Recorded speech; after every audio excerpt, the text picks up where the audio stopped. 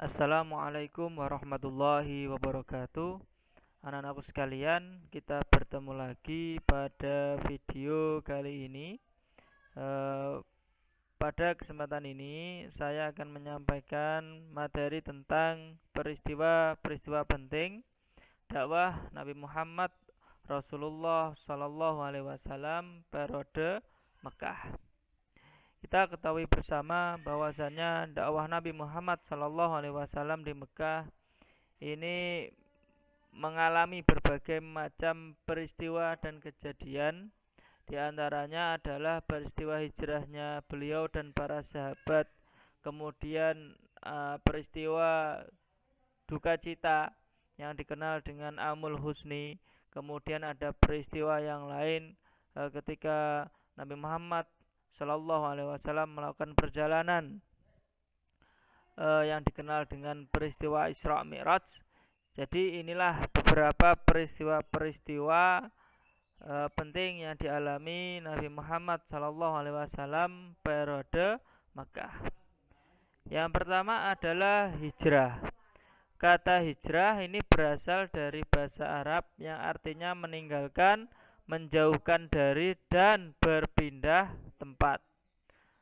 Menurut sejarahnya, hijrah adalah kegiatan perpindahan yang dilakukan oleh Nabi Muhammad SAW bersama para sahabatnya dari Mekah menuju ke Madinah dengan tujuan mempertahankan dan menegakkan risalah Allah berupa akidah dan syariat Islam. Secara bahasa kita ketahui bahwasanya hijrah adalah berpindah. Kemudian secara istilah kita dijelaskan di sini bahwasanya adanya kegiatan perpindahan yang dilakukan oleh Nabi Muhammad SAW dan para sahabat. Namun harus kita ketahui bersama peristiwa hijrah tidak hanya berpindah dari Mekah menuju Madinah, tetapi ada beberapa peristiwa hijrah yang dilakukan oleh para sahabat dan Rasulullah di berbagai negeri untuk yang pertama mencari keamanan atau dengan tujuan yang lain menegakkan atau menyebarkan risalah Allah. Yang pertama adalah hijrah ke Habasyah. Habasyah saat ini dikenal dengan Ethiopia. Terjadi pada tahun ke-5 masa kenabian. Jadi pada tahun 615 Masehi. Hijrah pertama dilakukan oleh 11 orang laki-laki dan 4 orang perempuan yang dipimpin oleh Utsman bin Affan. Kemudian setelah itu disusul hijrah yang kedua yang dilakukan oleh 83 orang laki-laki dan 18 orang perempuan yang dipimpin oleh Ja'far bin Abu Thalib. Perlu kita ketahui bersama bahwasannya berkaitan jumlah orang yang melakukan hijrah ada beberapa riwayat yang berbeda. Namun demikian perlu kita sikapi bersama karena ini berkaitan sejarah. Maka di sini saya sampaikan berkaitan informasi daripada jumlah yang tertera pada pembahasan ini.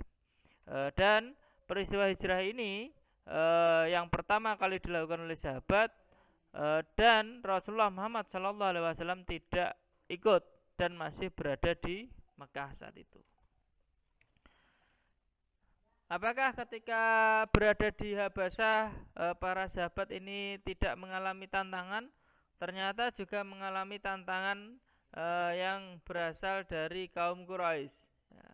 Tantangan itu berupa hasutan yang dipimpin oleh Abdullah bin Abi Rabi'ah dan Amr bin As kepada Raja Najasyi yang bertujuan adalah agar Raja Najasyi ini bersedia mengusir umat Islam dari negeri tersebut. Otomatis apabila umat Islam terusir dari negeri Najasyi, maka disitulah umat Islam tidak lagi mendapatkan perlindungan dari seorang raja. Akan tetapi diplomasi dan negosiasi yang dilakukan oleh Ja'far bin Abi Thalib kepada Raja Najasyi membuahkan hasil yang manis.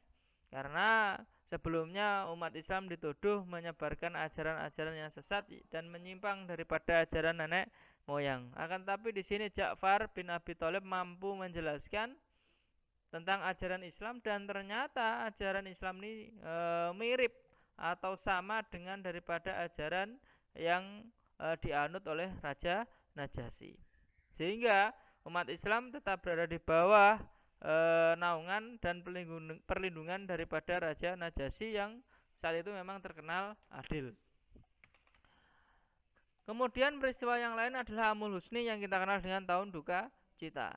Jadi Rasulullah ini ditinggal wafat oleh Abu Thalib pamannya dan Khadijah di saat hampir yang bersamaan. Jadi kurun waktu yang berdekatan. Dengan meninggalnya Abu Thalib ini dan Khadijah, musibah demi musibah ini datang bertubi-tubi yang kemudian menyerang Rasulullah dan para sahabat. Karena kita ketahui Abu Thalib ini termasuk paman Nabi Muhammad SAW yang sangat gigih melindungi daripada Rasulullah.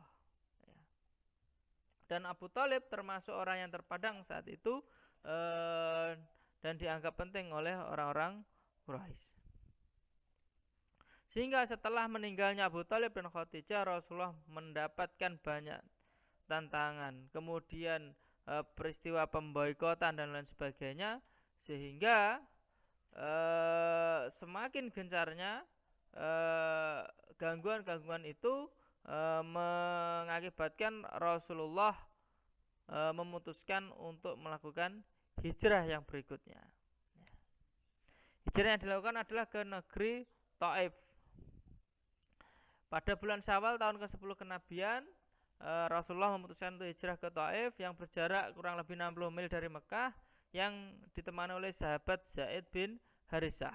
Kenapa Rasulullah memilih Taif sebagai tempat hijrah? Karena negeri Taif ini dipimpin oleh 3 orang dari Bani Saqif, yakni Kinanah, Mas'ud dan Habib. Dan Bani Saqif sendiri ini termasuk memiliki hubungan kekerabatan dari pada Rasulullah Muhammad SAW. Akan tetapi harapan yang kemudian muncul tidak sama dengan kenyataan yang diterima oleh Rasulullah Muhammad SAW. Justru Rasulullah mendapatkan penolakan yang luar biasa, diantaranya dilempari batu, dihujat, yang berakibat bagian tubuh Rasulullah SAW terluka. Dan bahkan kebanyakan dilakukan oleh kalangan anak-anak dan budak, ikut mengusir, ya. Karena apa? Ini adalah suruhan daripada orang tua dan daripada orang-orang yang ada di Taif yang meminta para budaknya untuk mengusir Rasulullah. Dari peristiwa ini, bahkan keperpihakan malaikat ini pun memberikan sebuah menawarkan sebuah permintaan atau permohonan kepada Nabi untuk melemparkan atau membalikkan sebuah gunung dan dilemparkan ke negeri Taif saat itu. Tapi apa yang dilakukan Rasulullah? Rasulullah justru menolak itu dan mendoakan orang-orang Taif agar anak keturunannya lah yang akan masuk ke dalam Islam dan menjalankan syariat Islam. Dan alhamdulillah ini terbukti daripada doa dan cita-cita daripada Nabi Muhammad SAW. Selanjutnya peta konsep hijrahnya Rasulullah. Kita tahu hijrah pertama yang dilakukan oleh para sahabat adalah ke Habasyah dan Rasulullah tidak ikut. Kemudian peristiwa yang menjadikan hati Rasulullah terluka yakni Amul Husni, tahun kesedihan beliau ditinggalkan oleh paman dan istrinya yang sangat mendukung dakwah. Kemudian hijrah ke Taif, kemudian peristiwa Isra Mi'raj, dan setelah itu adalah peristiwa hijrah ke Yasrib atau Madinah. Peristiwa hijrahnya Rasulullah di Yasrib menjadi babak baru Islam dan menjadi awal mula peradaban Islam dibangun. Kenapa Rasulullah memilih Madinah? Maka hal ini akan dijelaskan pada pertemuan yang selanjutnya.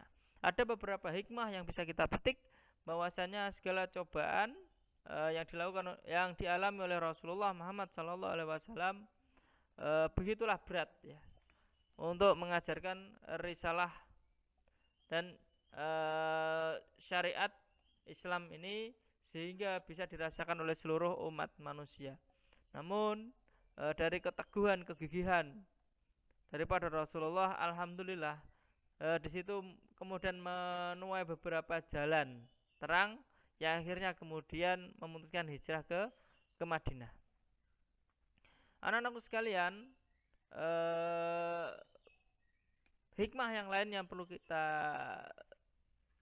pahami bersama bahwasannya ketika Rasulullah hijrah ke Taif dengan berbagai macam penolakannya, justru di situ Rasulullah menunjukkan kepada kita semua bahwasanya kesabaran itulah perilaku yang sangat luar biasa, sabar dalam segala hal, dan insya Allah dari sabar, berdoa, mendekatkan diri kepada Allah adalah salah satu kunci untuk menggapai sebuah kesuksesan. Mungkin ini saja yang bisa saya sampaikan berkaitan materi kali ini.